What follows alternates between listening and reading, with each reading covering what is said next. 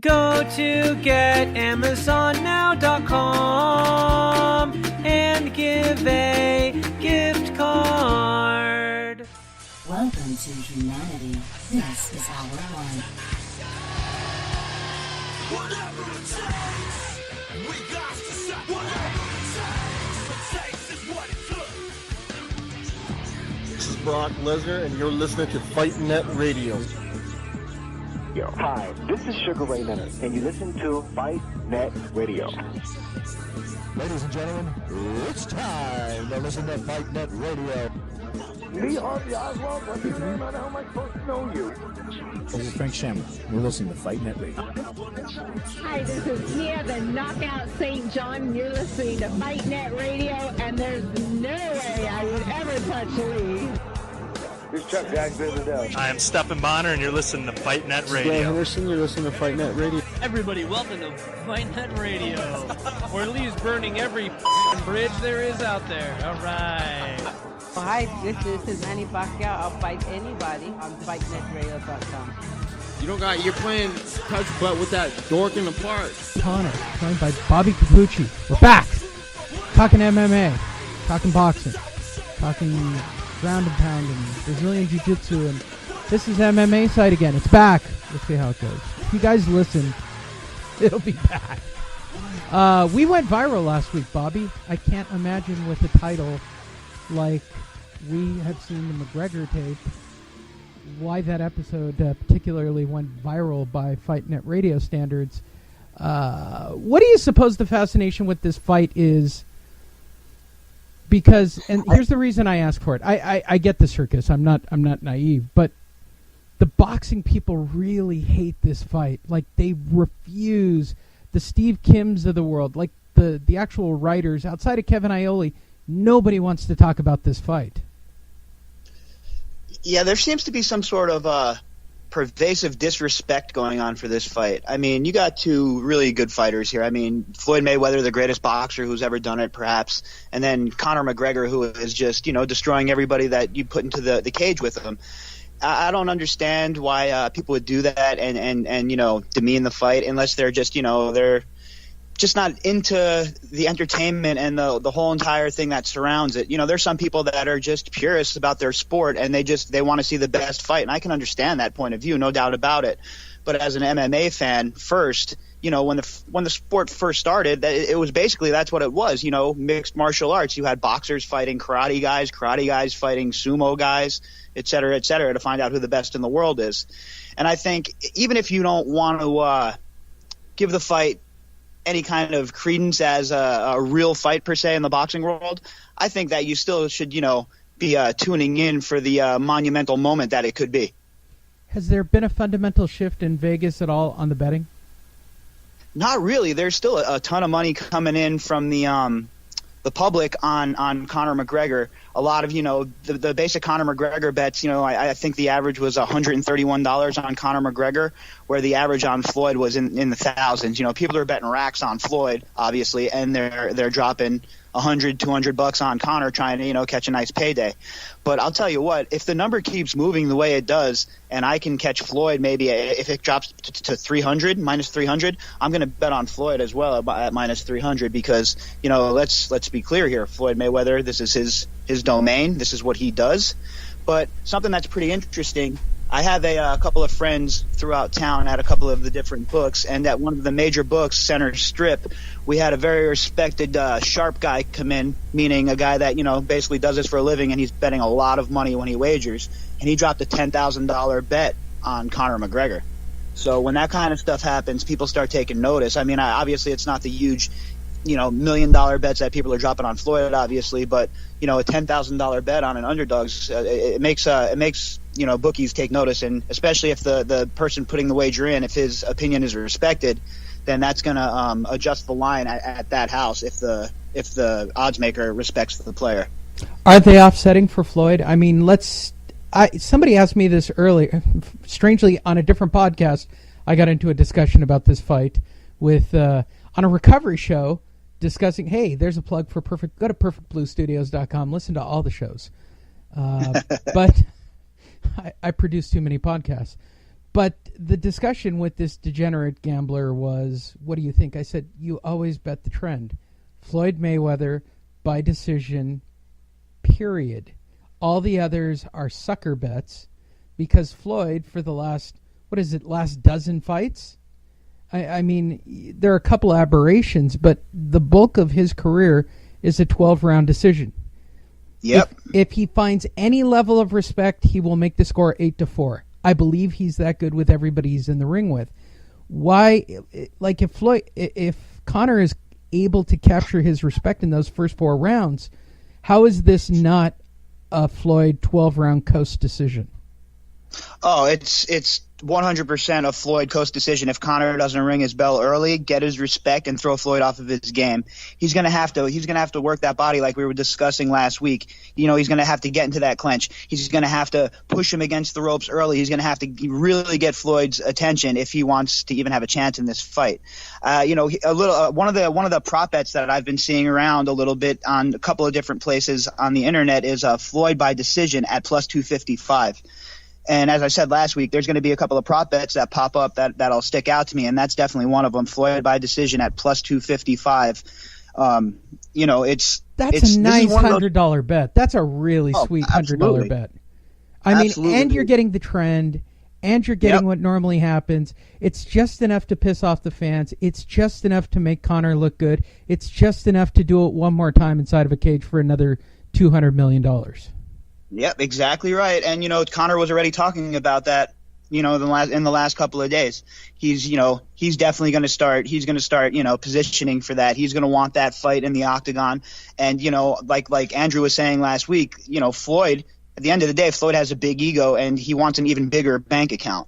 So if Conor can look good in this fight and not get dominated and keep the public at least interested, I think that we could definitely see that down the road within the next year of him in the octagon and some big pomp and circumstance around it.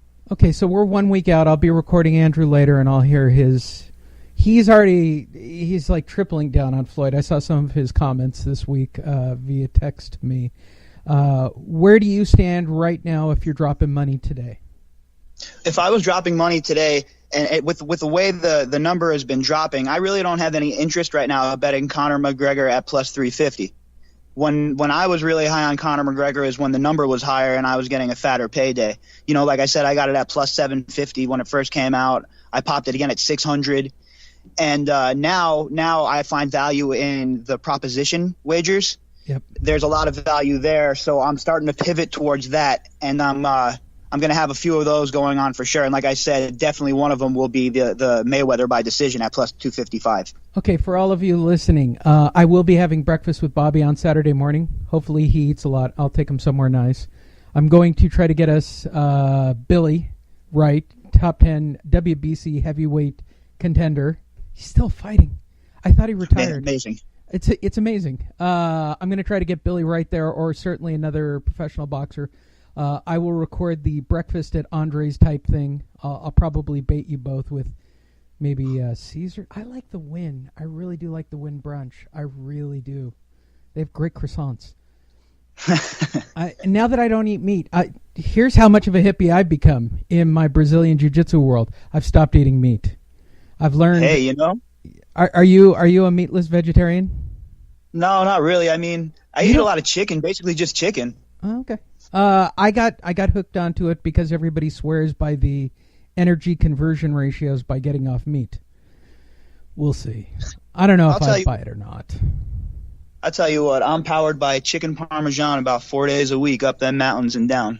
And I've lost about 40 pounds in the last year and a half doing it. So well, climbing up and down a mountain is generally going to do that. Yeah. Let's talk MMA for a brief moment. So Dana and his new company are definitely doubled down on this fight. It is all the talk in the MMA community. The other thing that sort of popped up this week is Cyborg not wanting any of Nunez because they're, as she put it, we're both Brazilians. I have no interest in that fight. Okay, she doesn't have an interest in that fight, but don't the rest of us have an interest in this fight? Sometimes I wonder what these guys think they're doing for a living. I mean, guess what? When the rest of us show up at work and our boss says, here, this is what you have to do today, guess what? That's what we do today. This picking of fights and the choosing who we want to fight and who we're not going to fight, I'm not a big fan of that. You get in there and you fight who the number one contender is, and if you don't want to do that, then your belt gets taken from you and you fall back down the rankings, and maybe even unranked until you decide you want to fight who the promotion puts in front of you.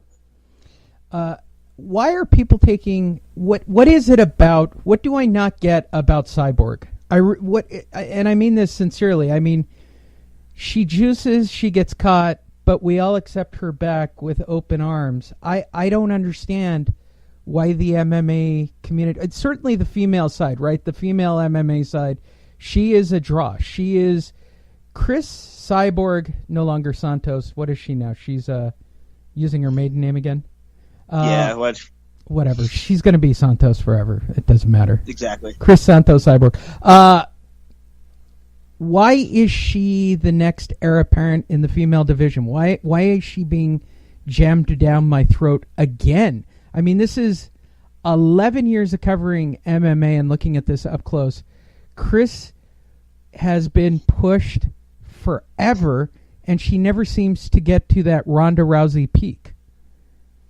Well, I think a lot of that has to do with the marketing team behind her. She never had the push from the promotion before, obviously. She had all those problems with Dana White. They feuded. And like you said, she popped on the roids. But I think the fascination around someone like Chris Cyborg Santos is when she gets into the ring, it's like a female Wanderlei Silva in there in his prime, the way she's destroying women. And you don't really see that from women MMA fighters. There's not too many women that have that kind of power or that inspire that sort of fear even on the walk to the cage. You can look at a lot of these girls that get in with her and you could tell that they're beat before they even get in there. And I think a lot of MMA fighters at the end of the day, a lot of MMA fans at the end of the day, we're looking to, we want to see finishes. And we're willing to overlook, not me per se, but the community, a lot of people are willing to overlook, past transgressions if the fighter is, the kind of fighter that is exciting and puts on a show when they get into the octagon. I mean, let's be honest. Nobody wants to see somebody lay and pray for 3 rounds and score a decision that way. That's no fun.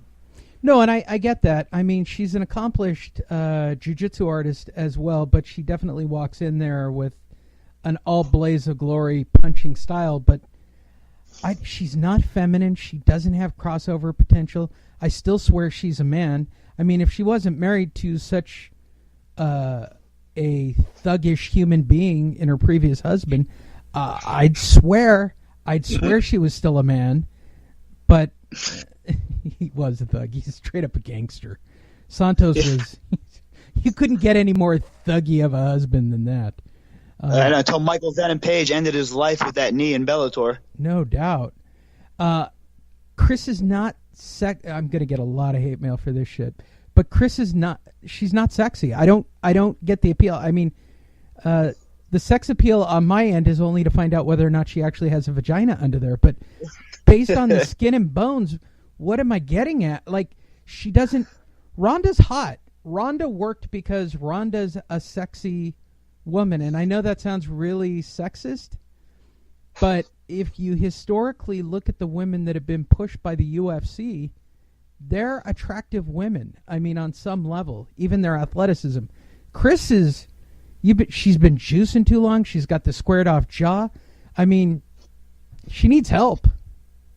Oh, she definitely has the effects from way too much steroid abuse in her life. And if she's on it now, if she's not on it now, obviously I have no idea. I don't know her personally. I don't want to get into the long-standing debate, but you and I have both had this discussion. Everybody's juicing. I get that. With her, I think the draw, it's kind of like that as well, though, that she's not this feminine beauty queen, that she's kind of like this. Geez, I'm trying to look for the proper word without offending anybody out there. Okay, look, it's sex appeal, right? Guys watch her, I guess, for the fighting potential, but guys look at that and go, yeah, would I or wouldn't I? I mean, every guy does that. Well, let's be real. A lot of guys have a strange fascination. You got a room full of guys, and you ask, and if they were answering candidly, you'd get a lot of woulds as opposed to no's. Well, just for the fascination effect of it. It's not a pillow fluffy, I can't believe I'm doing this on a Saturday night moment. But that's how many guys are really going to wind up being with a chick that can really kick their ass? I mean, she's a tough dude. Oh, there's no doubt about it. I mean, legitimately, I bet you there's dudes in MMA and in the UFC that she would probably give a really, really fantastic fight to or win.